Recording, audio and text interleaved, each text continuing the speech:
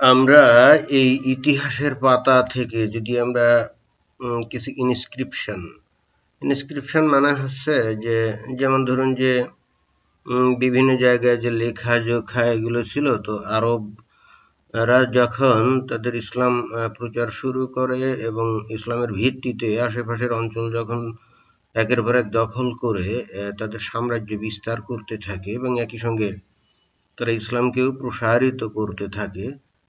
এখানে খেয়াল করতে হবে অন্যান্য যে সাম্রাজ্যগুলো ছিল, যেমন আমরা যদি প্রাচীন রোম সাম্রাজ্যের কথা বলি, আমরা যদি গ্রিক সভ্যতার কথা বলি, আমরা যদি বাইজান্টাইন সাম্রাজ্য বা পার্সিয়ান ইত্যাদি, এমনকি মিশরের সভ্যতা এগুলোও যদি আমরা দেখি, সেখানে কিন্তু অনেক শিক্ষিত মানুষ ছিল এবং তারা কিন্তু এগুলো লিখে রাখতো, বিশেষ করে ওই যে পাথরের গায়ে খোদাই করে রাখতো, অথবা কোনো মন্দির অথবা টেম্পল অথবা যে কোনো বিল্ডিং বা স্তম্ভ ইত্যাদি তৈরি করে সেখানে কিন্তু তারা লিখে রাখতো। আজকে আমরা এই সমস্ত সভ্যতার অনেক বিষয় কিন্তু জানতে পারি শুধুমাত্র এই ইনস্ক্রিপশন থেকে। কিন্তু দুঃখজনকভাবে হলো সত্য যে মুসলমানরা এত শিক্ষিত ছিল না এবং যে কারণে তারা খুব বেশি একটা লিখতো টিখতো না, কিন্তু তারপরেও মোটামুটি যে লেখা পাওয়া যায় পাথরের যে গায়ে, আমরা যদি তার কিছু কিছু আমরা পরীক্ষা নিরীক্ষা করি তাহলে খুব বিস্ময়কর কিছু তথ্য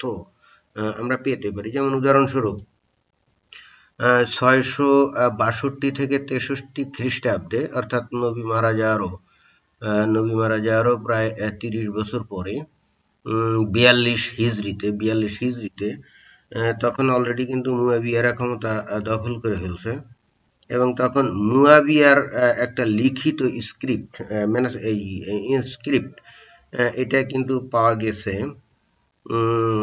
গেছে আপনার কোথায়? এটা পাওয়া গেছে আপনার বর্তমান যে ইসরায়েল অঞ্চল, এই ইসরায়েল অঞ্চলে সেখানে পাওয়া গেছে। এই জায়গাটার নাম হলো বর্তমান যে ইয়েটা, আমরা যদি একটু আপনারা এখানে সেই স্ক্রিপ্টটা দেখতেও পাচ্ছেন। তো এই জায়গাটা হলো হাম্মাত, গেদার, গোলান, ওই যে গোলান হাইটস যে ইয়েটা আছে, গোলান হাইটস বলে যে একটা জায়গা আছে বর্তমানে ইসরায়েলের দখলে, এটা আগে সিরিয়ার ছিল। তো ওই অঞ্চলে একটা এই যে ইয়ে পাওয়া গেছে, আপনারা এটা দেখতেও পাচ্ছেন, এটা কিন্তু গ্রিক অক্ষরে লেখা, কারণ সেই সময় ওই অঞ্চলে গ্রিক শব্দই ব্যাপকভাবে ইয়ে ছিল, প্রচলিত ছিল এবং গ্রিক অক্ষরেই কিন্তু লেখাটেখা হতো।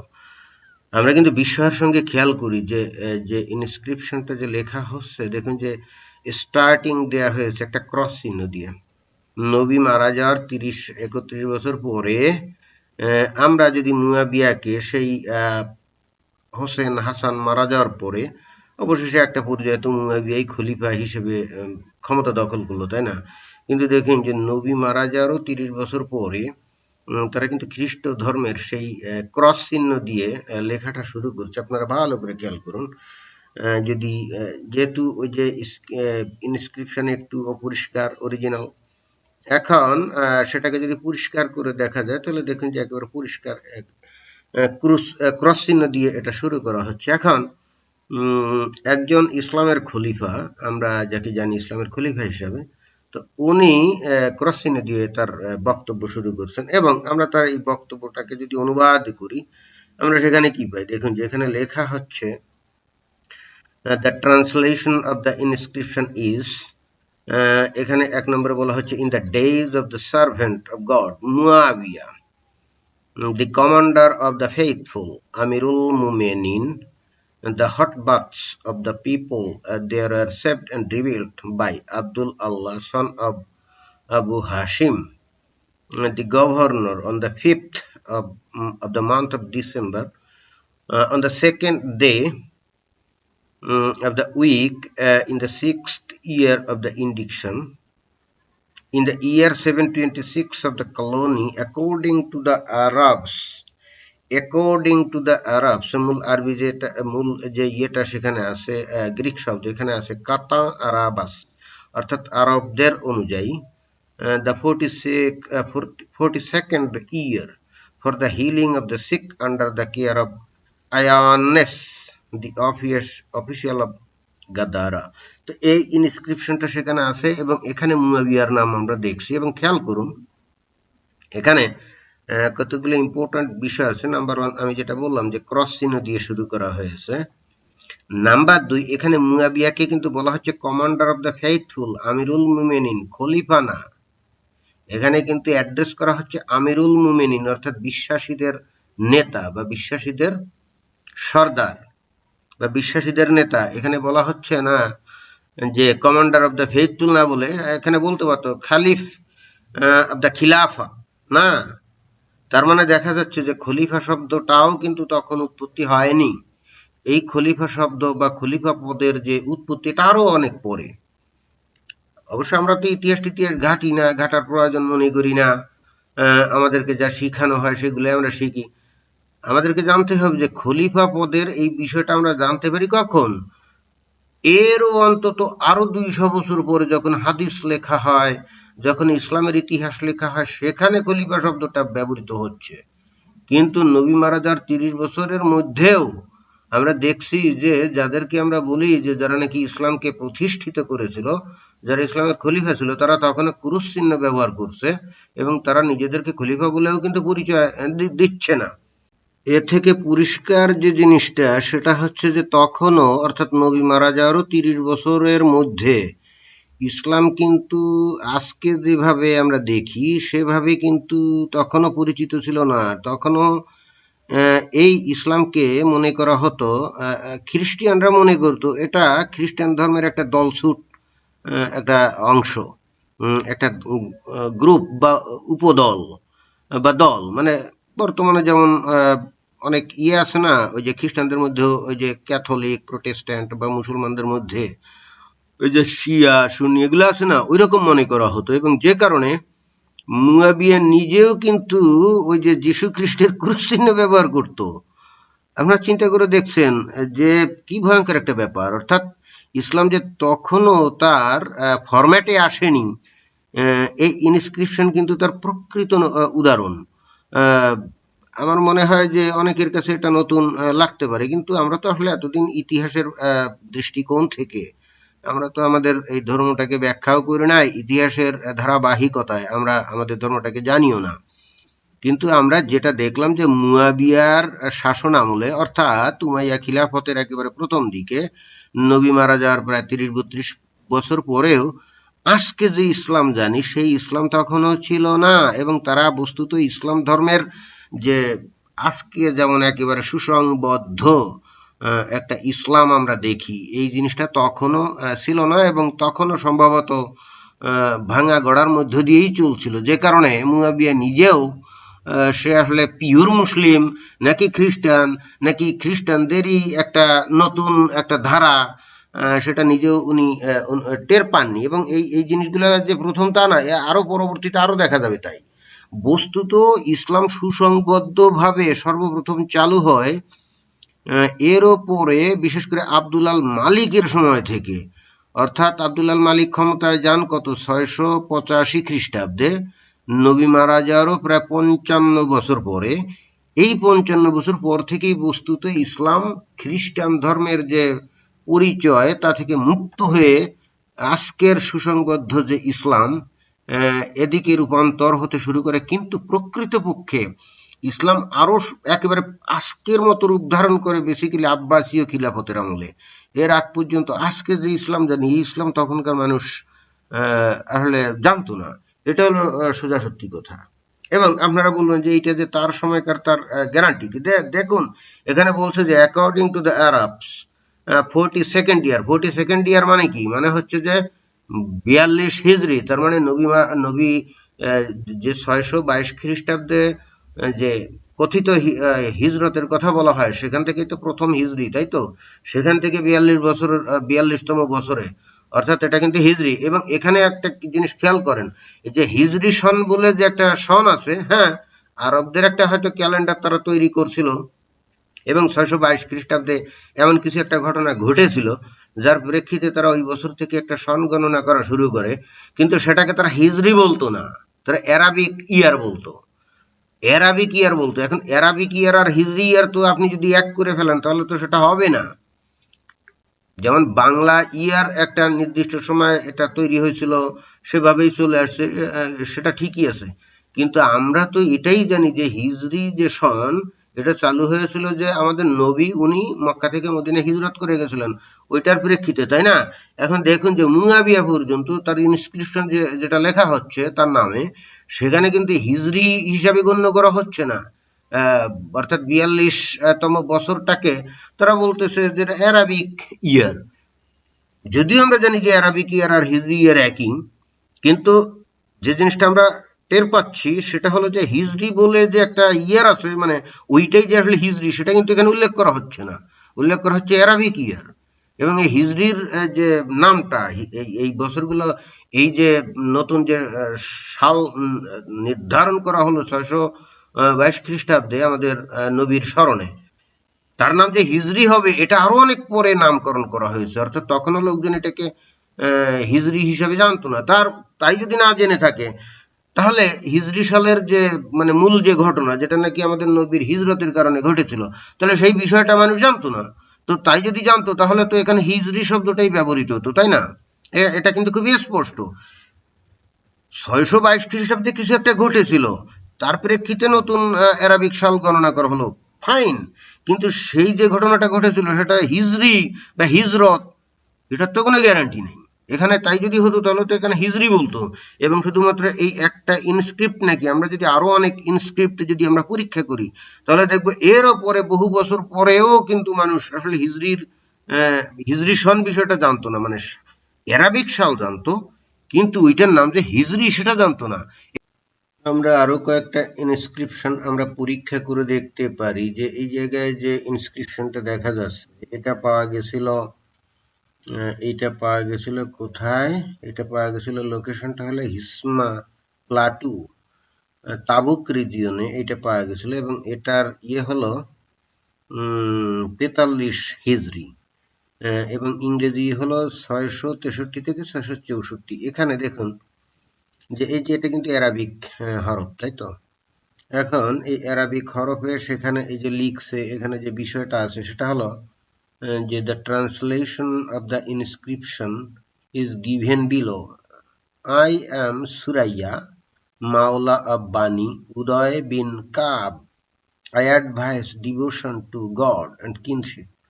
This was written in the year 340. 340 মানে 43। দেখুন হিজরি সালটা কিন্তু, মানে যেটা আমরা এখন হিজরি বলি, সেই সালটা এখানে উল্লেখ করছে, কিন্তু কোথাও কিন্তু ইন দ্য ইয়ার বলবে কেন, ইন দ্য হিজরি 340 এই কথা লিখবে না। যদি তারা হিজরি শব্দটা সম্পর্কে জেনে থাকবে এবং হিজরতের বিষয় সম্পর্কে যদি নিশ্চয়তা থাকে, মানে সেটাই যদি এটার ভিত্তি হয়ে থাকে, অর্থাৎ হিজরতের ভিত্তিতে যদি এই সন গণনা শুরু হয়, তাহলে তো এখানে কমপ্লিটলি এটাই বলবে যে in the year, in the হিজরি 340, এভাবেই তো বলবে, তাই না?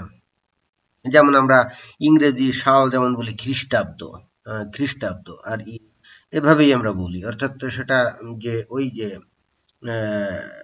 যীশু খ্রিস্টের জন্ম বা মৃত্যুর ভিত্তিতে যে সালটা গণনা করা হয়, তো এখানে কিন্তু সেটা বলেনি। আমরা যদি আরো আর একটা ইনস্ক্রিপশন যদি আমরা দেখি, তাহলে আমরা কি দেখব? আমরা আরো দেখি, আমরা এই যে অ্যারাবিক আরো ইনস্ক্রিপশন আমরা দেখতে পারি যে এখানে এই যে ইনস্ক্রিপশন, এটা কিন্তু 46 হিজরি এবং ইংরেজি হলো 666 খ্রিস্টাব্দ আর কি। তো এখানে যে ট্রান্সলেশনটা এখানে আছে, যেটা অ্যারাবিকের, the translation of the inscription is, O Allah, grant pardon to Abdullah bin Dairam, written when 4 nights had passed of the month of Muharram of the year 46. দেখুন যে যদি এই লোকগুলা যদি হিজরি সাল সম্পর্কে তাদের জ্ঞান থাকতো, তাহলে কিন্তু এখানে বলতো যে 46 হিজরি অথবা ইন দ্য হিজরি অফ 46, এভাবেই বলতো। কিন্তু তারা কিন্তু সে হিজরি নামটা কিন্তু উচ্চারণ করছে না। তার মানে হচ্ছে এটা তারা জানতো না, এটা তারা জানতো না। যদিও অ্যারাবিক একটা সন তারা গণনা করত, তাতে কোনো সন্দেহ নাই, এবং কোনো একটা ঘটনার প্রেক্ষিতে এই সনটা তারা গণনা শুরু করে সেটাও নিশ্চিত, এবং এটা অ্যারাবিক ইয়ার। কিন্তু সেই অ্যারাবিক ইয়ার নামটার অ্যারাবিক ইয়ারের নামটা যে হিজরি, এই হিজরি শব্দটা জানতো না। এবং এই যে হিজরি শব্দ না জানার অর্থ হচ্ছে তারা হিজরত সম্পর্কেও জানতো না। বিষয়টা কি তাই তাই দাঁড়ায় না? কারণ হিজরি যে সন, এটা তো হিজরতের ভিত্তিতেই চালু। আমরা যদি আরো আর একটা ইনস্ক্রিপশন আমরা পড়ি, তাহলে আমরা দেখি সেখানে এই যে আছে, এটা আমরা পড়ে দেখতে পারি। এটা পাওয়া গেছে কোথায়?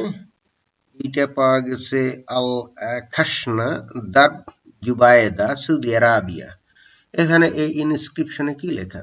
এটা কিন্তু 52 হিজরি, অর্থাৎ নবী মারা যাওয়ারও প্রায় কত 40 বছর পরে, 52 হিজরি এবং 672 সিই, মানে খ্রিস্টাব্দ।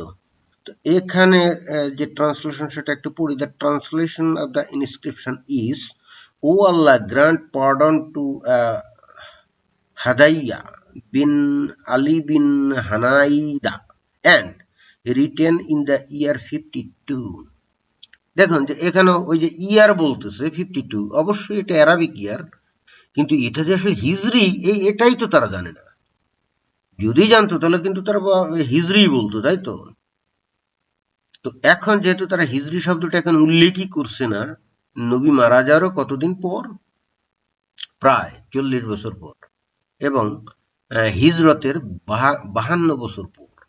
অর্থাৎ হিজরি সনটা তো ওই যে হিজরতের প্রেক্ষিতে যেটা ঘটেছিল 622 খ্রিস্টাব্দে, তো তার ভিত্তিতেই কিন্তু এই যে দেখুন যে 622 ইংরেজিতে হলো 672, তাই না? কত 50 বছর না? অর্থাৎ হিজরতের 50 বছর পরে এই ইনস্ক্রিপশনটা লেখা হচ্ছে। এবং সেখানেও কিন্তু যারা মানে লেখক, তারা কিন্তু বলেনি যেটা হিজরি সন, তারা বলছে ইন দ্য ইয়ার, অর্থাৎ অ্যারাবিক ইয়ার, কিন্তু ওই ইয়ারটার নাম যে হিজরি এটা তারা জানতো না।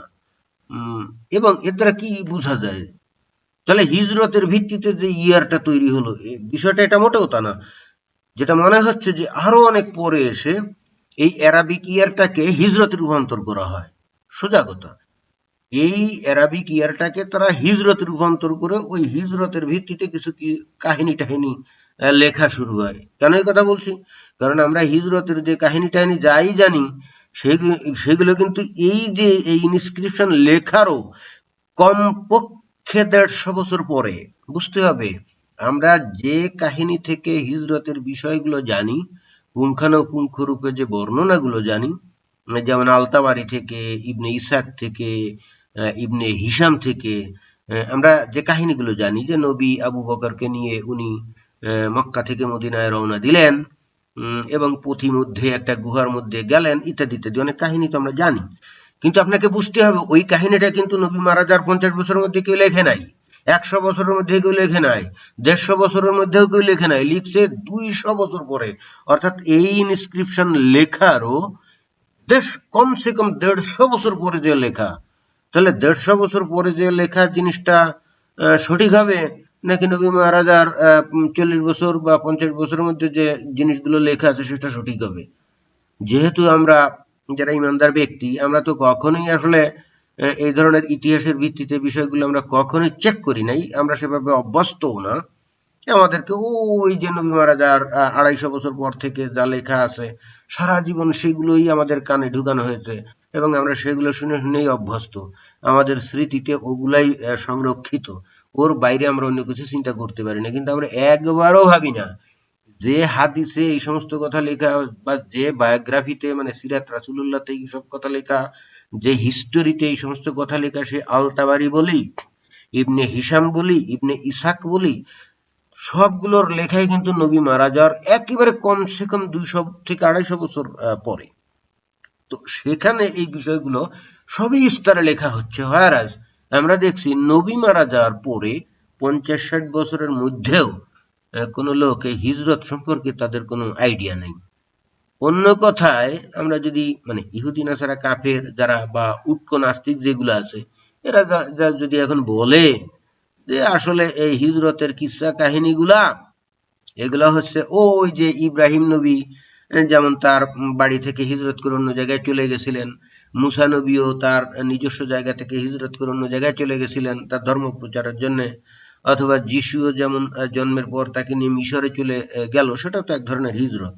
তো এই ধরনের বিভিন্ন নবীর এই হিজরতের সাথে সমন্বয় সাধন করার জন্য, অর্থাৎ তাদের সাথে আমাদের নবীর জীবনের সাদৃশ্য ঘটানোর জন্য এই হিজরতের বিষয়টা এখানে মানে আবিষ্কার করে, বা এই হিজরতের বিষয়টা তারা কল্পনা করে এইগুলো ওই পরবর্তীতে লিখছে। এখন অনেকে বলবে তা এইগুলো লিখছে, তা অন্যরা কি এটা কিছু বলেনি?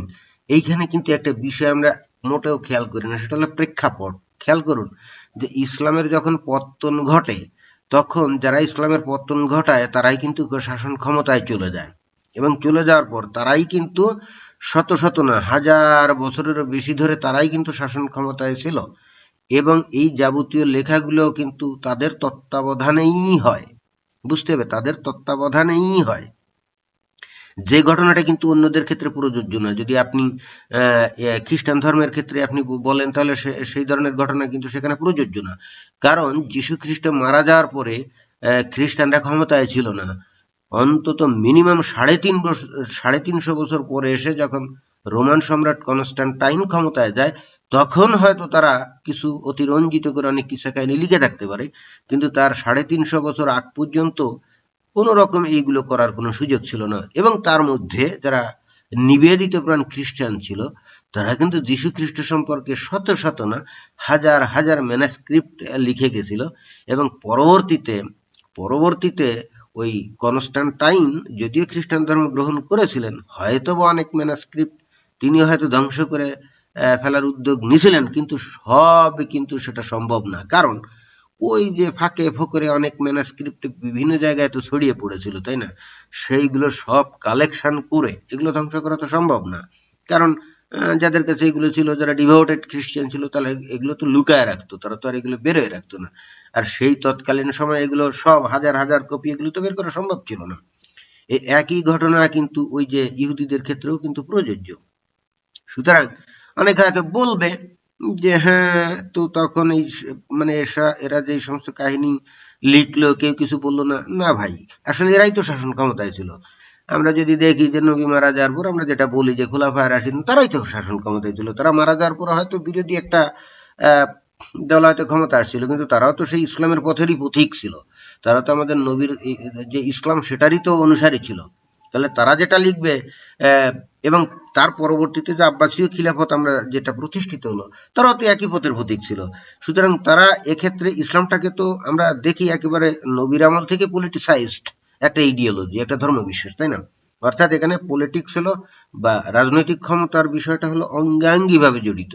সুতরাং যে যখনই ক্ষমতায় ছিল তারা মুসলমান ছিল, এবং তারা তাদের মতো করে কিসসা কাহিনীগুলা তৈরি করে সংযোজন করেছে। এখানে যদি নবী মারা যাওয়ার পরে যদি এই অঞ্চলগুলো খ্রিস্টানদের দখলে থাকতো অথবা পার্সিয়ানদের দখলে থাকতো, তাহলে নিশ্চিতভাবে আজকে ইসলামের যে কিসসা কাহিনীগুলো পাই, এগুলো কোনো রকম ভাবে এরকম হতে পারতো না। এবং তার প্রমাণ হলো নবী মারা যাওয়ার পরে 40, 50, 60, 70 বছরের মধ্যে যে এই পাথরে লেখা ইনস্ক্রিপশন, সেটাই। অর্থাৎ এই সমস্ত ইনস্ক্রিপশনেই কিন্তু তৎকালীন মুসলমানরা সঠিক কথাটাই লিখছিল, যেটা তখন মানুষ জানতো। কিন্তু এরও প্রায় 100-150 বছর পরে যখন এই যে খলিফারা আসে, বিশেষ করে আব্বাসীয় খিলাফত, আসলে উমাইয়া খিলাফতরাও যে খুব বেশি একটা কিছু করছে তা না, সবচাইতে বেশি ডেভেলপ করেছে আব্বাসীয় খিলাফত। কারণ তাদের সাম্রাজ্যটা দীর্ঘদিন ছিল, এবং তাদের অধীনে যে শিক্ষিত জ্ঞানীগুণী ব্যক্তিদের প্রাদুর্ভাব বেশি ছিল, এবং তারাই বস্তুত এইগুলো বেশি করে সংরক্ষণ করছে। এবং আমরা যত সহিহ সিত্তার যে কিতাব পাই, এই যে বুখারী, মুসলিম, আবু দাউদ, তিরমিজি, নাসাই, মালিক মুয়াত্তা, এ সবগুলো মানে এক মালিক মুয়াত্তা ছাড়া বাকি 6 জনই কিন্তু এই আব্বাসীয় খিলাফতের আমলে। এবং এই যে নবীর যে সিরাত, এই যে ইবনে হিশাম বলি, আল তাবারি বলি, এগুলো ওই আব্বাসীয় খিলাফতের আমলে লেখা। সুতরাং এবং তাদের নির্দেশে লেখা এবং তাদের অনুপ্রেরণায় লেখা।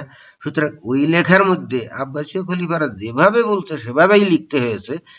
এর বাইরে যদি কেউ ভিন্ন কিছু লিখছে, সেগুলো ধ্বংস করে দেওয়া হয়েছে। কারণ সেই সময় তো আর তাদের গোচরের বাইরে কারো তো লেখার কোনো ক্ষমতা ছিল না, সেগুলো তো তারা বের করে করে এগুলো ইয়ে করতো। যেমন আমরা ইবনে ইসহাকের যে সিরাত, নবী মারা যাওয়ার 120-25 বা 150 বছরের মধ্যে লেখা হয়েছিল, কিন্তু অত্যন্ত বিস্ময়কর ব্যাপার হচ্ছে যখন আব্বাসীয় খিলাফতের আমলে ইবনে হিশাম নবীর জীবনী লেখেন এই ইবনে ইসহাকের সিরাতের উপর ভিত্তি করে, তখন এই ইবনে ইসহাকের কিতাবটা কমপ্লিটলি ধ্বংস করে দেওয়া হয়। কেন ধ্বংস করে দেওয়া হয়? কারণ ওখানে এমন ইনফরমেশন ছিল হয়তোবা, যে ইনফরমেশনটা হয়তোবা এই আব্বাসীয় খিলাফতের যে নতুন ধরনের যে কিসসা কাহিনী তৈরি তার সাথে সামঞ্জস্যপূর্ণ ছিল না, যেমন এত কিছুর পরেও কিন্তু বিভিন্ন তথ্য এই ইবনে ইসহাকের সিরাত অথবা হিশামের সিরাত অথবা আল-তাবারির ইতিহাস গ্রন্থে কিন্তু রয়ে গেছে, যেটা কিন্তু আমরা টের পাই। যেমন উদাহরণস্বরূপ আমাদের নবীর আম্মা মা আমিনা, উনারই বর্ণনা আছে একটা জায়গায়, কিছুদিন আগে একটা আমি ভিডিওতে বলেছিলাম এবং ডকুমেন্টটা দেখিয়েছিলামও। সেটা হচ্ছে যে ওনার গর্ভে যখন আমাদের এই নবী হযরত মুহাম্মদ সাল্লাল্লাহু আলাইহি ওয়াসাল্লাম ছিলেন, একদিন ওনার গর্ভ থেকে একটা আলো বের হয়ে সিরিয়ার বুসরা নামক স্থানে যে ছিল, ওই যে ক্যাসল অথবা দুর্গ ছিল, সেটা আলোয় আলোকিত হয়ে উঠলো। এখন দেখুন যে এই সিরিয়ার বুসরা কোথায় আর মক্কা কোথায়? কারণ আমরা তো জানি যে আমাদের নবী জন্মগ্রহণ করেছিলেন মক্কাতে এবং তার আম্মাও মক্কাতে বাস করতেন। তো এই মক্কা থেকে এই যে সিরিয়ার বুসরা, কম করে হলো ফ্লাইট দূরত্বই প্রায় ১,৫০০ কিলোমিটার। ১,৫০০ কিলোমিটার।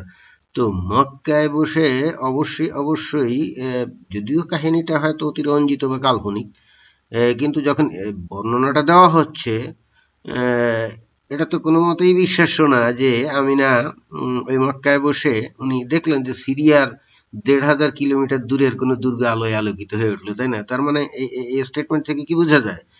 এই সিরিয়ার বুসরার আশেপাশের কোনো অঞ্চলেই নিশ্চয়ই আমাদের মা আমিনা বসবাস করতেন এবং সেখানে আমাদের নবীকে জন্ম দিয়েছিলেন। বিষয়টা কি তাই দাঁড়ায় না? তার মানে যত কাটা ছিঁড়া এডিশন যাই করা হোক না কেন, কিছু কিছু নমুনা কিন্তু থেকেই যাবে।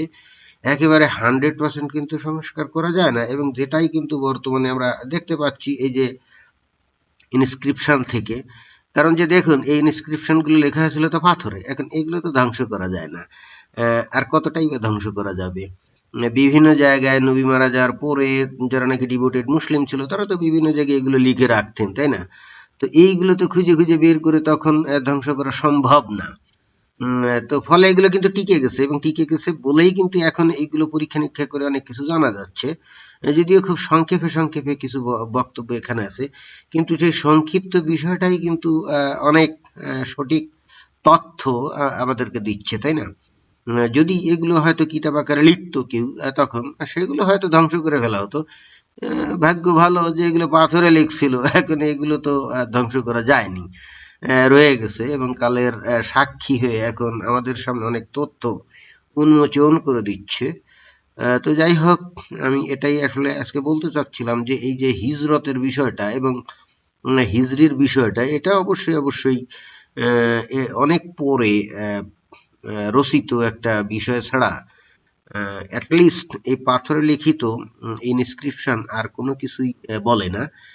আমি তো মাত্র 3টা বা 4টা পাথরের ইনস্ক্রিপশন দেখালাম। আরো যদি আমি দেখাই এ সম্পর্কিত আমি আরো অনেক ইনস্ক্রিপশন দেখাতে পারবো, যেখানে দেখা যাবে যে আমাদের নবী মারা যাওয়ার পরেও প্রায় 100 বছরের মধ্যে এই হিজরি সনের বিষয়টা মানুষ জানতোই না। অর্থাৎ আরবি মাসের কথা তারা জানতো এবং সেটা ব্যবহারও করতো। আমি বারবার এক কথা বলছি, তারা ওটাকে অ্যারাবিক মাস বলতো, কিন্তু ওইটার নাম যে আসলে হিজরি এবং ওটা যে আসলে হিজরতের ভিত্তিতে ওটার পতন ঘটেছিল এই বিষয়টা জানতো না। সুতরাং আমরা কি করে নিশ্চিত হব যে আমাদের নবী সত্যি সত্যি